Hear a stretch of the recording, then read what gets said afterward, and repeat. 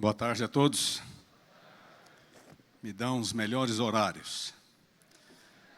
O último da manhã, quando todo mundo já está com fome, e o primeiro da tarde, quando todo mundo está com sono.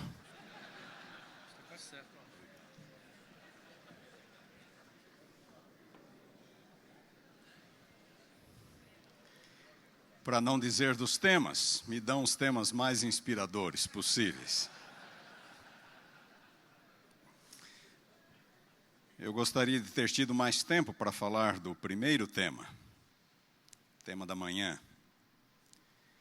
Há outras coisas e nuances e aspectos que também precisariam ser abordados, especialmente quando nós vamos para a realidade das igrejas. E os nossos pastores, nossos líderes, têm que lidar com este assunto. Não é fácil. Mas o tema desta tarde, que também me foi solicitado, é um tema talvez um pouco menos espinhoso que o da manhã, mas ainda assim um tema difícil. O título é A Hermenêutica Progressista. É sobre o cristianismo progressista. O que é o cristianismo progressista? É uma nova abordagem à fé. Um novo jeito de encarar a fé. Um jeito pós-moderno. E o propósito do cristianismo progressista é reformar a fé. Eles acham que o cristianismo tradicional está errado. E nós precisamos, ou dizem eles, precisamos renovar a fé por meio de valores. E estes valores são valores pós-modernos. O que é a pós-modernidade? Pós-modernidade é uma nova forma de enxergar a realidade, enxergar o mundo, enxergar a vida, enxergar o ser humano, que começou nos anos 80. Alguns autores dizem que começou depois da Segunda Guerra Mundial. Quais são as características do pós-modernismo? É uma preocupação com o indivíduo e não apenas com a coletividade. Diferenças são respeitadas, levadas em consideração. Pós-modernismo valoriza o aqui e o agora. Ele também enfatiza a subjetividade. Nada é concreto e fixo. Nada é concreto e fixo. Aquilo que antes era tido como verdadeiro, passa a ser visto apenas como uma hipótese. A mais, num conjunto de hipóteses. Outra característica é o multiculturalismo e a pluralidade, fruto da globalização. A valorização de todas as culturas. Não existe cultura melhor, cultura pior, não existe. Tudo é válido, tudo é aceitável.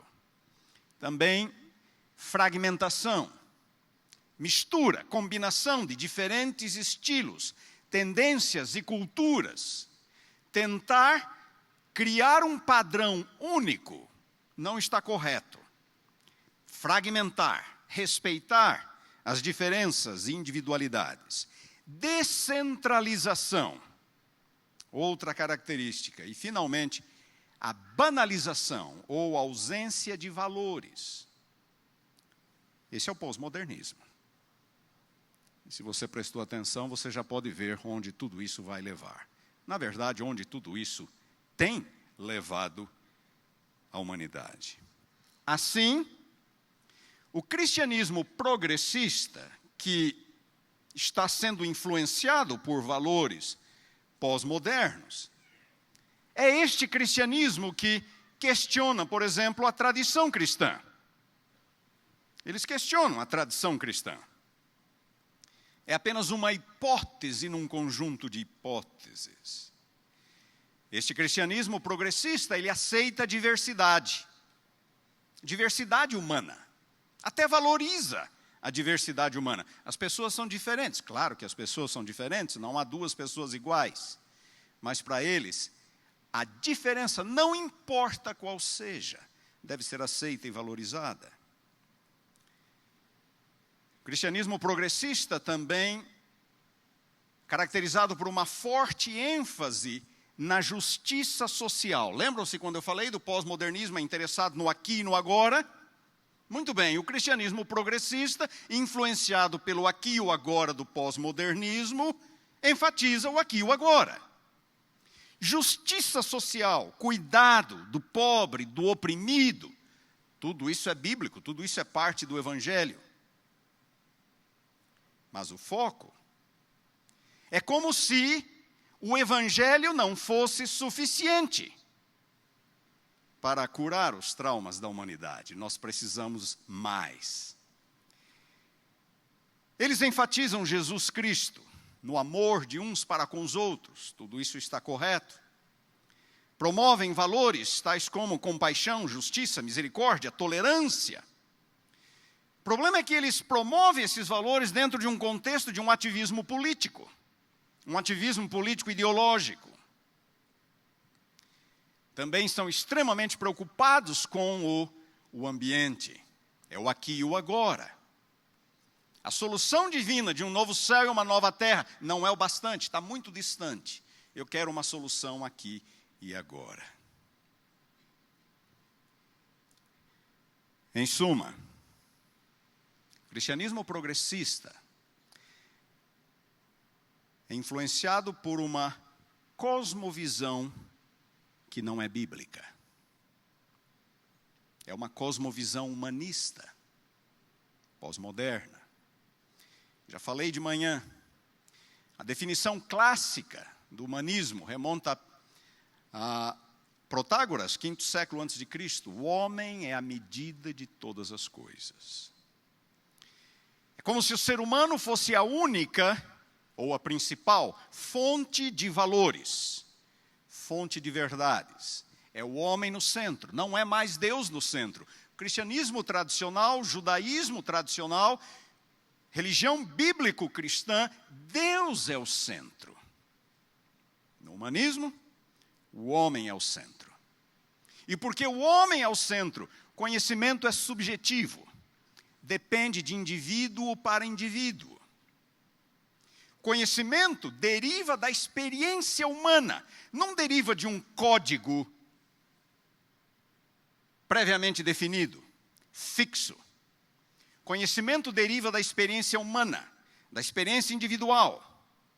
Portanto, não há verdades absolutas, objetivas. Elas são mutáveis, porque nós mudamos. E a humanidade tem que se ajustar a esse novo padrão. Tudo gira em torno do ser humano.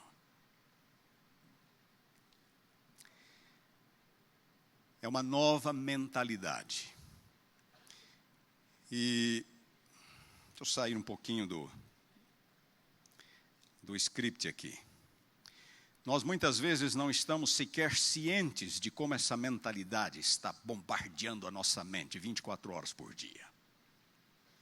Na mídia jornalística, mídia de entretenimentos, partidos políticos, entidades de classe, universidades. A humanidade está passando por um processo de lavagem cerebral. Existem mentes intencionais destinadas a substituir a base da cultura ocidental, que sempre foi bíblico-cristã, por uma nova mentalidade, uma mentalidade humanística. Estamos expostos a isso todas as horas, todo dia. Nossos filhos, nas escolas, mesmo no ensino fundamental. Uma das discussões agora nos Estados Unidos são os livros didáticos. Os livros didáticos, onde os alunos, já no ensino fundamental, estão sendo doutrinados, de acordo com essa nova mentalidade. Doutrinados. Muito bem, vamos ser um pouco mais específicos agora com relação aos aos ensinos do cristianismo progressista.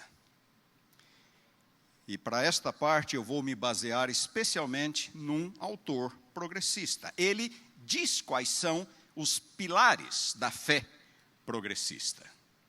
O autor Roger Wolsey, numa obra intitulada, um título meio estranho, em português seria O Peixe que Beija. : Cristianismo para pessoas que não gostam do cristianismo. E assim ele tenta apresentar uma versão pós-moderna do cristianismo para uma população pós-moderna, que não olha o cristianismo com bons olhos. E de acordo com esse autor, quais são os pilares da fé progressista? Primeiro deles, chamado princípio cristológico. Princípio cristológico. Jesus como a chave hermenêutica. Vários autores têm usado esta expressão. O que é hermenêutica? Hermenêutica é um sistema de interpretação da Bíblia. Isso tem que ver com alguns dos nossos postulados teológicos, algumas das nossas premissas teológicas e com as regras mediante as quais, por meio das quais nós interpretamos a Bíblia. Isso é hermenêutica, é um sistema de interpretação. Portanto, o primeiro desses pilares é exatamente o chamado princípio cristológico. Em que consiste o princípio cristológico? Jesus é a chave hermenêutica para se interpretar as Escrituras. A fonte de autoridade não é a Bíblia em si, mas Jesus, sua vida e seus ensinos. O Evangelho, como vivido e pregado por Jesus, é apresentado como um filtro, uma espécie de filtro. Só passa aquilo que foi dito, afirmado por Jesus. Se Jesus não disse, se Jesus não afirmou, não é verdade. Não é verdade. Essa é a ideia do princípio cristológico. Vocês já podem ver que esse princípio relativa à inspiração e autoridade das Escrituras. As Escrituras não são autoritativas, só Jesus é autoritativo. Alguns deles dizem, não, a Bíblia é inspirada, mas ela também é culturalmente condicionada, ela foi escrita por pessoas de uma mentalidade muito tacanha, eles deram vazão aos seus sentimentos, muitas vezes até perversos, quando escreveram a Bíblia. Então, é o ensino de Jesus que é o padrão, a chave, o filtro. Como Jesus pregou o amor, como ele foi compassivo, enfatiza-se o amor de Deus e o amor de uns para com os outros. É como se religião se resumisse a amor. Rejeita-se, por exemplo, a ideia de castigo, a ideia de retribuição. Não, isso não faz parte do amor. Então não há castigo, não há retribuição. Julgamento. E agora, irmãos, pasmem, a própria cruz é vista apenas como uma revelação do amor de Deus. Por que Jesus morreu? Para mostrar que Deus nos ama. Jesus não morreu para ocupar o nosso lugar. Eu vou falar um pouco mais sobre isso mais adiante. A cruz não é uma revelação da justiça de Deus, apenas do amor de Deus. Portanto, eles rejeitam a noção de um sacrifício substitutivo, como se Jesus tivesse morrido em nosso lugar. Não. Jesus apenas morreu por nós, para revelar o amor de Deus.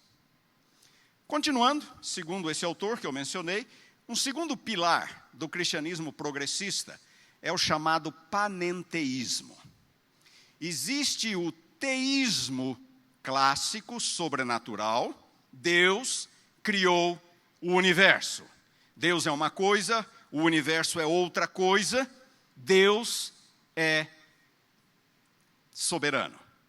Deus é eterno, todo-poderoso. Deus criou o universo. Existe o panteísmo, que é uma filosofia pagã. Deus e o universo são uma só e a mesma coisa. Deus está em tudo. Deus e o universo são uma só e a mesma coisa. E existe agora o panenteísmo. O cristianismo progressista é panenteísta.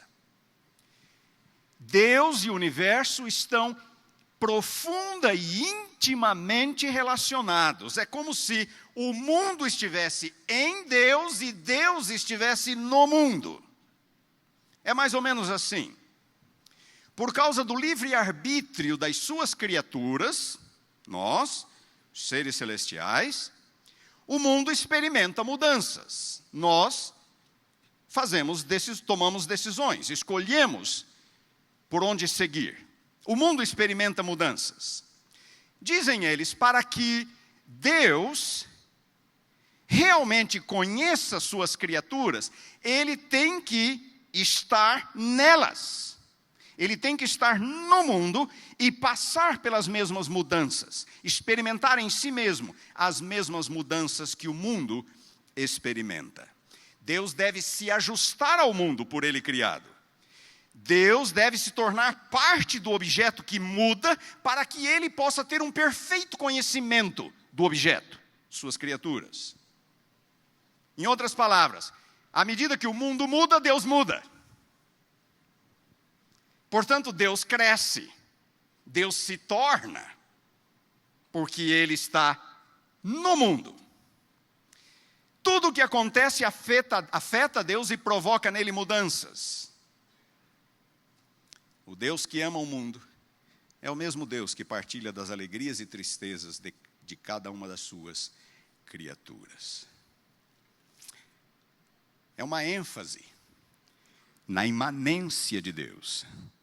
Se a teologia clássica enfatizava a transcendência de Deus, a teologia panenteísta enfatiza a imanência. Deus está aqui. E praticamente perde de vista a transcendência. Eu poderia falar um pouco mais do que isso, mas o tempo está correndo. Alguns desses autores, e a propósito, deixa eu já falar, não devemos necessariamente imaginar que todos os cristãos progressistas vão pensar exatamente da mesma forma, tá certo? Isto aqui é um resumo dado por eles mesmos. Mas alguns podem ir mais por aqui, outros podem ir mais por ali. Mas, como regra, nós vamos perceber estes conceitos em vários dos autores progressistas. Alguns desses autores, por exemplo, aceitam a evolução. E eles dizem que Deus cria por meio de processos evolutivos. É por meio de processos evolutivos que Deus cria. Deus está ali, envolvido naquele processo de evolução. Panenteísmo. Entre parênteses, da criação. Vamos adiante. Terceiro pilar, segundo este autor. Salvação presente. Lembram-se? O aqui e o agora? Salvação presente.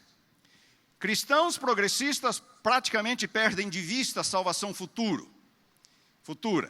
Céu. Está muito longe, não me interessa. O que importa é o aqui e o agora. E aí, os cristãos progressistas focam nos problemas da humanidade, nas desigualdades. E não são poucas, cá para nós. Há problemas nas desigualdades sociais. Problemas de raça, problemas de gênero, sexo, classe social. Há problemas. Muitos problemas. Muito preconceito. A sociedade está dividida. E estes são os males da sociedade. Nós temos que curar a sociedade. Eles têm um forte viés ideológico social. Eles redefinem pecado. Eles não estão preocupados com se o que eu faço ou deixo de fazer afeta um Deus transcendente. Eles estão preocupados com a realidade. Então, pecado, ele se manifesta na forma como eu trato o meu próximo. E aí, se eu sou preconceituoso, se eu não aceito, se eu sou intolerante, eu sou pecador. É uma ênfase horizontal, social. A presente experiência da salvação é suprema, incondicional. Eles enfatizam, então, o aqui e o agora, no que diz respeito ao pecado e no que diz respeito à experiência da salvação também. Dizem eles, a graça de Deus é soberana.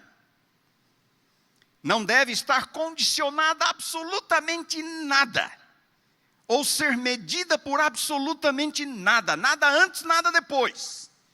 A graça é absolutamente soberana. A Bíblia diz que Jesus pregava o arrependimento, o evangelho do arrependimento. Existem duas palavras para arrependimento na Bíblia. Uma delas é o arrependimento, é o remorso, como tristeza pelas perdas. É o arrependimento de Judas, por exemplo. Tristeza pelas perdas. A palavra metamelomai em grego. Existe uma segunda palavra, que é a palavra metanoel, ou é o verbo, o substantivo é metanoia. Significa mudança de mente, mudança de atitude. A palavra, do ponto de vista linguístico, do ponto de vista etimológico, metanoel ou metanoia, significa isso, mudança de mente, mudança de mente. Então dizem eles, arrependimento é isso, mudança de mente. Você consegue olhar um pouco mais longe? Mudança de mente. Você não precisa mudar mais nada, muda a mente, e esse é o arrependimento. Muda a mente. Santificação. Santificação. Para eles, a própria noção de obediência é em si legalismo. A própria noção de obediência é legalismo. Não se usa a palavra lei. Usar a palavra lei é legalismo. A lei não existe para ser obedecida, dizem estes autores. São explícitos. A lei não existe para ser obedecida. A lei apenas existe para jogar o homem no pó. Lembram-se a ilustração do espelho? A lei mostra que eu sou das minhas manchas. A lei mostra que eu sou pecador. Esta é a única função da lei. O resto é com Cristo. E então você tira a lei de cena. A teologia progressista é muito próxima, mas muito próxima do uma vez salvo, salvo para sempre. Muito próxima. E muito próxima também do chamado universalismo. Eu mencionei de manhã, lembram-se? Se eu enfatizar o amor de Deus, levar o amor de Deus às últimas consequências. Não, o amor de Deus, Deus salva porque Ele é amor. Deus aceita, Deus perdoa porque Ele é amor. Se eu levar isso às últimas consequências, qual é a implicação? Então, quem vai se perder? Deus é amor, ninguém se perde. Universalismo, todos vão ser salvos, inclusive Satanás e os demônios. Quarto pilar do cristianismo progressista, ortopraxia em vez de ortodoxia. Deixa eu definir os termos. Ortopraxia tem que ver com prática. Ortodoxia tem que ver com crenças. Nós somos cristãos ortodoxos em nossas crenças. Tá? Em outras palavras, cristianismo não é um conjunto de crenças. Cristianismo é vida, é prática. Eles enfatizam os aspectos práticos da fé. E esses aspectos práticos da fé, geralmente são socio-ideológicos. Tem que ver com a cura dos traumas da sociedade. Doutrinas, código de crenças, a ortodoxia, doutrinas são irrelevantes. Na verdade, doutrinas, eles chegam a dizer, são lógica humana. Doutrinas são lógica humana, portanto, são imperfeitas e dispensáveis. Ilegítimas. O que manda? O que manda é a prática da fé. É a experiência. Humanismo. Humanismo. O que manda é como você trata o seu próximo. Isso é o que manda. Se você é tolerante, se você aceita, se você ama, isso é ser cristão. A própria Bíblia é avaliada a partir dessa perspectiva. Assim, de acordo, como eu lhes disse hoje de manhã, questão do homossexualismo. Eu não me importo com o que a Bíblia diz, embora alguns deles até tentem interpretar a Bíblia. Eles dizem, o que manda é a experiência humana e a experiência nos ensina outra coisa. Se a experiência nos ensina outra coisa, então eu devo ajustar a Bíblia à experiência humana. Razão e experiência estão acima de doutrinas e dogmas. Influência do liberalismo teológico. A liberdade do espírito, dentro desse escopo da ortopraxia, o que manda é a vida, é a prática. Eles pregam muito a liberdade do espírito. O espírito como um vento, sopra para onde quer. Ninguém sabe para onde vai, de onde vem. Assim é o crente. Ninguém determina nada. O espírito leva onde quiser. Onde quiser. É a liberdade do espírito. Aí dizem alguns, mas o meu sábado pode ser na segunda-feira. É o espírito que me conduz assim. O meu sábado pode ser na quarta-feira. Quinto pilar, de acordo com pensadores progressistas. Religião, não cristianismo. Quinto pilar, religião em vez de cristianismo. É como se o cristianismo fosse um conjunto, um código de crenças fechado. E isso não está correto. Fixo, isso não está correto. Mais importante do que o cristianismo é o sentimento religioso, é a experiência religiosa. Isso é o que manda. Portanto, existem outros meios válidos de se conectar a Deus, com Deus. Experiência religiosa é mais importante do que a fé cristã. ênfase no sentimento religioso, na ética, ser bom. O que é ser cristão? É ser bom, é ser amorável, é ser tolerante, é aceitar. Pluralismo religioso. Repito, nem todos vão defender todos estes pilares, tá certo? Mas a maioria deles, de alguma forma ou de outra, estarão ali. Não é uma ênfase unificada. Algumas ideias, na verdade, são divergentes, está tudo bem. É a diversidade humana. E nós temos que aprender a tolerar as divergências, dizem eles. As diferenças. Aceitação de alguns aspectos, rejeição de outros. Irmãos, este é o cristianismo progressista. O cristianismo liberal traçou uma linha divisória muito clara entre aqueles que acreditavam na inspiração, cristãos ortodoxos, e aqueles que rejeitavam o elemento sobrenatural, inspiração. Cristianismo liberal. Os liberais rejeitam que a Bíblia seja a palavra de Deus. A Bíblia é um livro antigo como qualquer outro livro antigo. O cristianismo progressista, ele está se infiltrando num meio termo entre o cristianismo liberal e o cristianismo tradicional ou ortodoxo. Ele quer ser cristão, quer usar a Bíblia, mas à sua maneira. Então eles dizem, não, a Bíblia é inspirada. Mas existem partes da Bíblia que estão erradas. Existem partes da Bíblia que retratam o caráter de Deus de modo muito equivocado. Essas partes devem ser rejeitadas. Partes da Bíblia são mais autoritativas que outras. Jesus é o filtro. Jesus é a chave para se entender e se aceitar tudo. Vamos falar um pouco mais agora. Eu quero dar algumas respostas. Esse princípio cristológico, Jesus como a chave hermenêutica. Eu tenho 21 minutos. Não vou conseguir nem começar isso aqui. Eu estou na introdução ainda. Jesus como a chave hermenêutica. Jesus é o filtro. Eu já começo perguntando assim, quem foi que disse isso? Foi Jesus? Me mostrem uma passagem que Jesus disse, eu sou o filtro das Escrituras. Não existe. Portanto, o chamado princípio cristológico, ele desmorona já no seu fundamento, ele desaba na sua reivindicação principal. Não foi Jesus que disse isso. Então, se Jesus é o filtro, mas Jesus nunca disse que ele é o filtro, eles defendem uma oposição estranha. Na verdade, esse é o objetivo. Eles rejeitam partes específicas da Bíblia. Eles colocam uma contradição muito estranha entre, por exemplo, Jesus e as Escrituras, ou entre a graça e a lei, ou entre a fé e a obediência.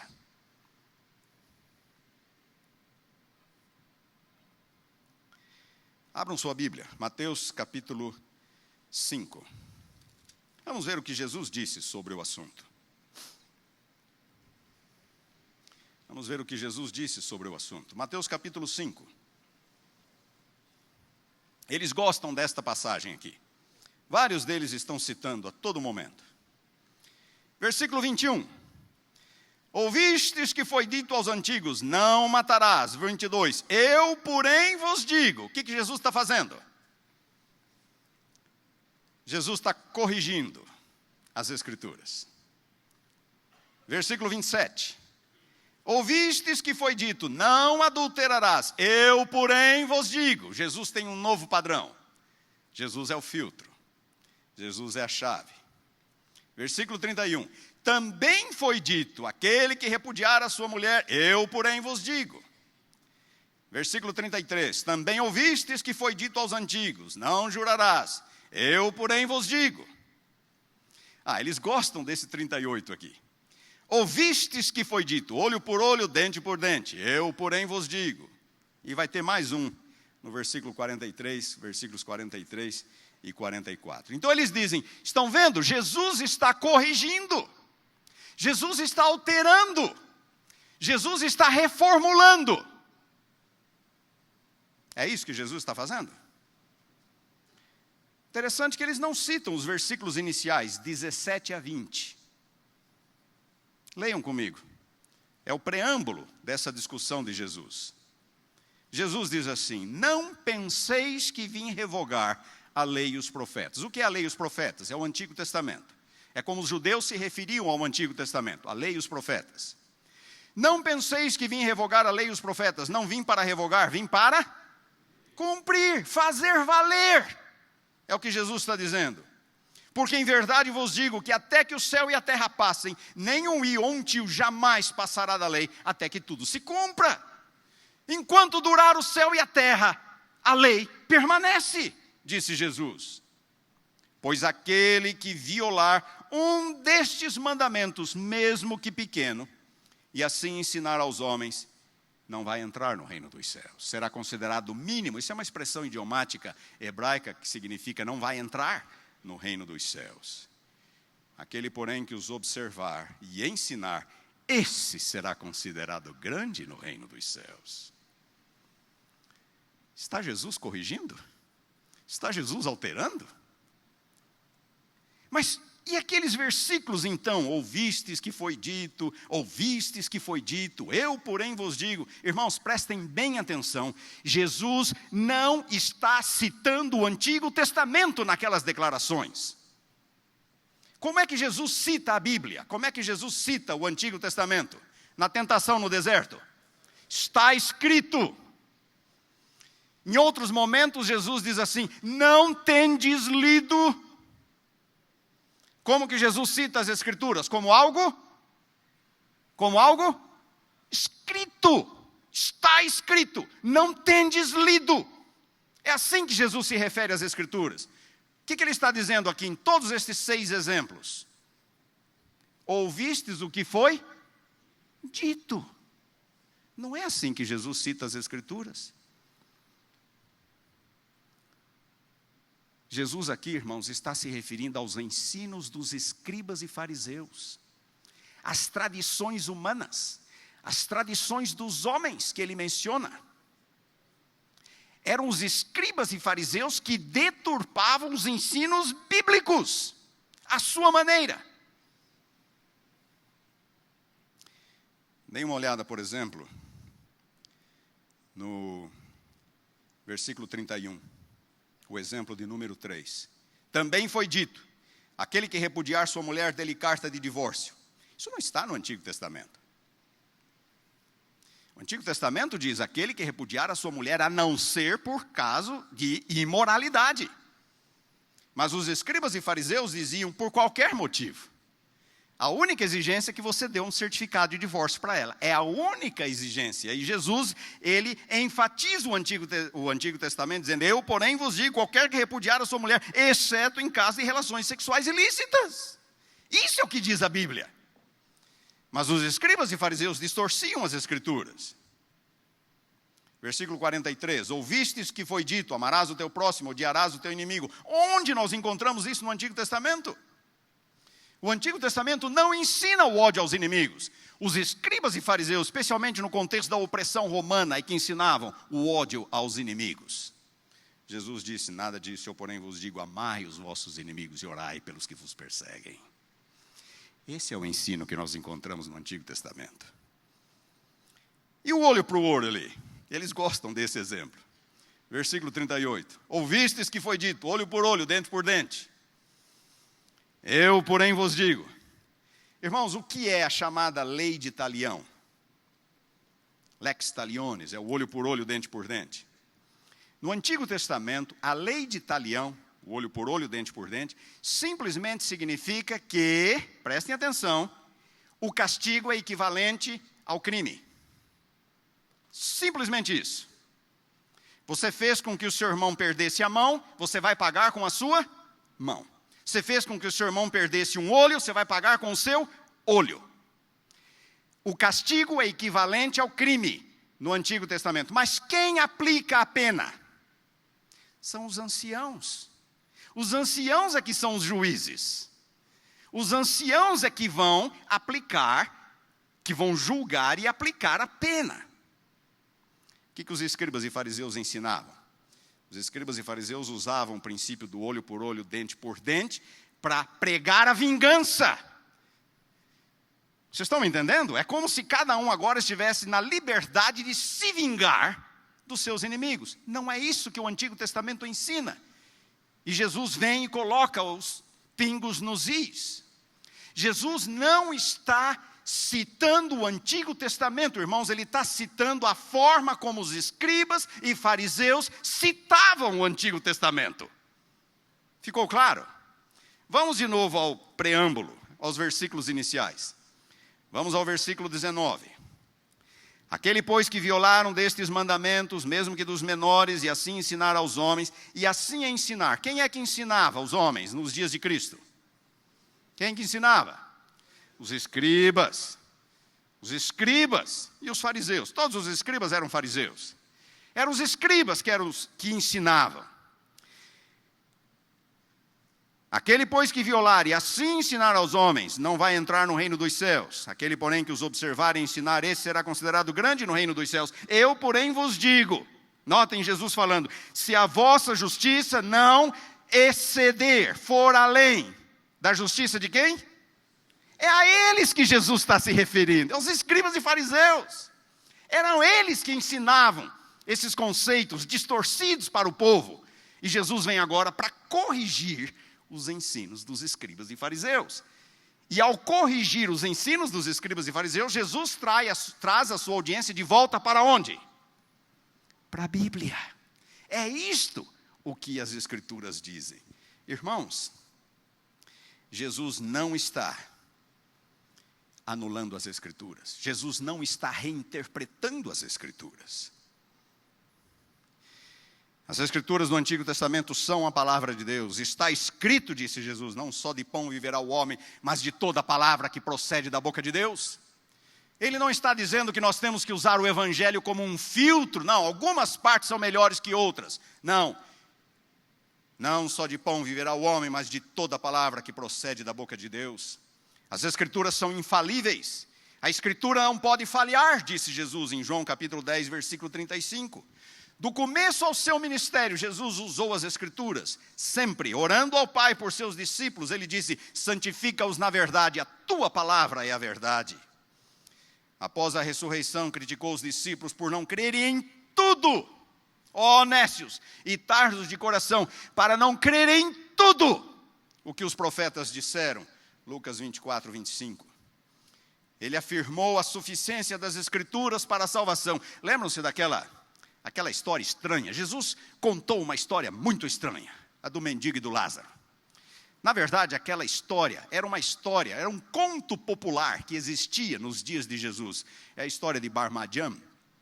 Jesus pegou um conto popular para comunicar uma verdade. Vocês conhecem a história? O rico morreu e foi para o inferno, Lázaro morreu e foi para o seio de Abraão, e o rico está lá no inferno, vendo Lázaro no seio de Abraão, e ele começa a conversar com Abraão. Ó pai Abraão, manda Lázaro lá avisar os meus irmãos, eu tenho vários irmãos, para que se arrependam. O que é que Jesus disse? E aqui vem o ponto da parábola. Eles têm Moisés e os profetas.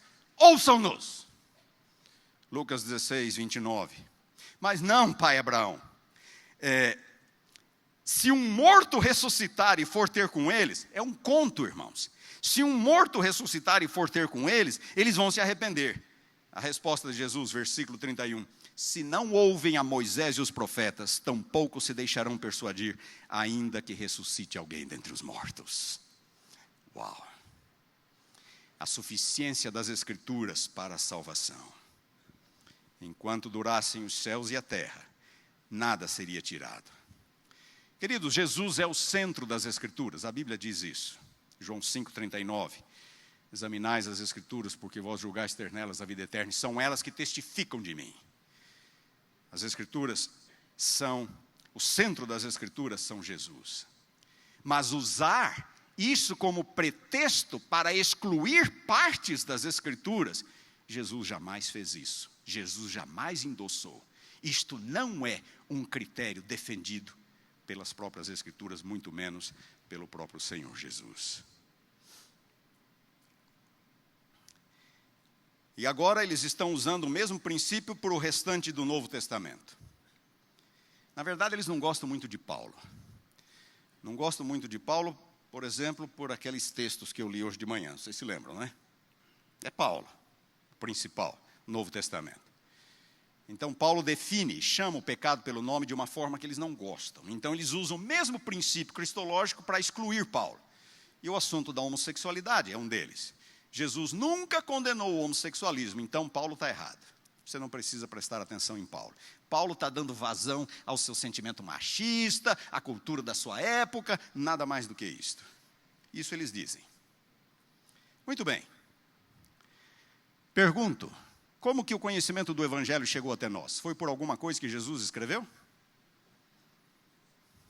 Sim ou não? Não, Jesus não escreveu nada. Sabemos talvez que ele tenha escrito algumas frases no chão. João 8. O Evangelho chegou até nós por meio daqueles a quem Jesus escolheu, separou, comissionou, autorizou para serem suas testemunhas. E ele deu a eles o poder do Espírito Santo para que os capacitassem para isto. Como que os apóstolos não têm autoridade? Jesus tem. Se eu não teria Jesus se não fosse pelos apóstolos? Me digam. Quem escreveu os evangelhos? Os apóstolos. Uma contradição enorme. Uma contradição enorme. Sem os apóstolos não há Jesus, também não há evangelho. 6 minutos. Outro ponto. Amor sim, dizem eles, justiça não. Amor, o evangelho é amor, nada de justiça. Nada de justiça. Alguns deles dizem que Deus não castiga absolutamente ninguém. Recentemente tive que ajudar numa igreja lá nos Estados Unidos que havia sido influenciada por este conceito a partir de um escritor norte-americano chamado Greg Boyd, que escreveu exatamente sobre isso. Deus não castiga. No máximo, Deus retira sua proteção, mas é Satanás quem castiga. Deus não castiga. Deus não castiga. Então, lá no dilúvio, Sodoma e Gomorra, rebelião de Coré, etc., não foi Deus, porque Deus não castiga. Mas a Bíblia diz que foi Deus. Não, está tudo errado. São informações equivocadas. O caráter de Deus não está sendo retratado como deveria. São sentimentos humanos. Moisés ali, Samuel, eles estão dando vazão à sua própria perversidade, à sua própria limitação, o seu espírito de vingança, o seu revanchismo, porque Deus, na verdade, não pune ninguém. Deus não castiga. Os cristãos progressistas defendem essa ideia.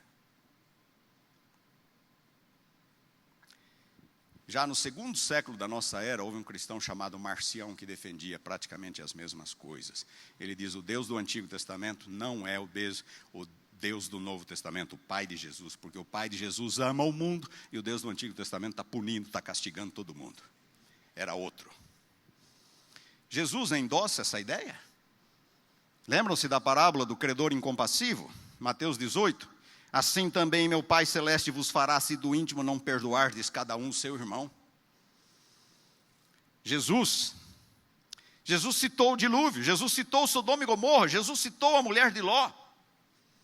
Nenhuma indicação de que Jesus estivesse dizendo, não, essas passagens representam mal o caráter de Deus. Nenhuma. A parábola do trigo e do joio, Mateus 13. Mandará o Filho do Homem os seus anjos que ajuntarão do seu reino todos os escândalos e os que praticam a iniquidade, os lançarão na fornalha acesa, ali haverá choro e ranger de dentes. Esse é Jesus. De onde tiraram essa ideia de que Deus não pune, Deus não castiga? Profecia de João Batista, ele vos batizará com o Espírito Santo e com fogo. Costumamos apresentar o fogo em seu aspecto purificador. Isso eu estou lendo de Mateus capítulo 3, versículo 10. Mas se nós lermos no versículo anterior, fogo é sinal de julgamento. No versículo 11, fogo é sinal de julgamento. O que João Batista está dizendo é que Jesus batizaria o mundo com o Espírito. Transformação, salvação. E com fogo, condenação para aqueles que o rejeitarem. A morte de Jesus na cruz. A morte de Jesus. Por que Jesus morreu? Só para revelar o amor de Deus? Só para revelar o amor de Deus? Para Greg Boyd, esse autor que eu acabei de mencionar, Jesus morreu só para revelar o amor de Deus e para derrotar Satanás, não para expiar a nossa culpa. Porque se Jesus morreu para expiar a nossa culpa, então Deus castiga. Vocês estão entendendo? Se Jesus morreu em nosso lugar, então é porque Deus castiga. Aí a ira de Deus recaiu sobre Jesus. Como eles dizem que Deus não, a ira de Deus, alguns fazem piada da ira de Deus. Tratam de forma leviana. Como Deus não castiga, então a morte de Jesus foi só para mostrar o caráter de Deus. Na verdade, o que é que está por detrás? Um sentimento muito leviano sobre a malignidade do pecado, a seriedade do pecado. A Bíblia diz, o salário do pecado é a morte. No dia em que comeres, certamente morrerás. A alma que pecar, essa morrerá. E o que a Bíblia diz, pecado é coisa séria. E eles também têm pouco ou nenhuma noção da santidade de Deus. O dilema de Deus. Como poderia Deus punir o pecador sem comprometer o seu amor? Como pode Deus punir o pecador se ele é amor? Do outro lado, como pode Deus salvar o pecador se ele é justo? E o salário do pecado é a morte. Como? É o dilema de Deus. Qual é a resposta de Deus? A cruz. A cruz. Deus amou o mundo de tal maneira que deu. E na cruz Jesus ocupa o nosso lugar. O pecado não passa impune aos olhos de um Deus santo. Jesus mesmo sofre a pena em nosso lugar. A morte substitutiva de Cristo é ensinada no Novo Testamento em diversas passagens, algumas delas explícitas. 2 Coríntios 5,14, deem uma olhada comigo em 2 Coríntios 5,14. Meu tempo acabou, já começou a piscar esse negócio aqui. 2 Coríntios 5,14.